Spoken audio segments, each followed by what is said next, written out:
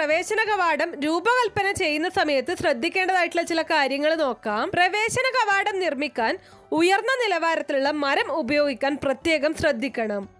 പ്രധാന വാതിലിന് പുറത്ത് ഏതെങ്കിലും ജലധാരയോ ജലകേന്ദ്രീകൃത അലങ്കാരമോ സ്ഥാപിക്കുന്നത് പൂർണ്ണമായിട്ടും ഒഴിവാക്കണം.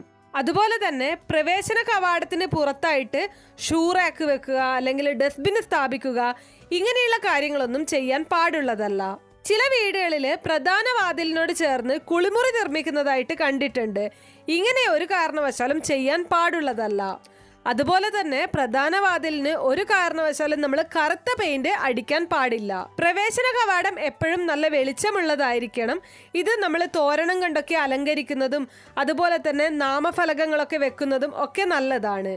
അതുപോലെ തന്നെ ശ്രദ്ധിക്കേണ്ട മറ്റൊരു കാര്യം, പ്രവേശന കവാടത്തിന് സമീപമായിട്ട് ഒരു കാരണവശാലും മൃഗങ്ങളുടെ പ്രതിമകളോ അല്ലെങ്കിൽ പിക്ചറുകളോ പേടിപ്പെടുത്തുന്ന രീതിയിലുള്ള ചിത്രങ്ങളോ ഒന്നും തന്നെ സ്ഥാപിക്കാൻ പാടില്ല. എപ്പോഴും നമ്മുടെ മെയിൻ ഡോറ് വാങ്ങിക്കുന്ന സമയത്ത് 2 ഷട്ടറുള്ള വാതിലുകൾ വാങ്ങിക്കുന്നതാണ് നല്ലത്. ഈ വാതിലുകൾ വാസ്തുപ്രകാരം ശുഭകരമാണ്.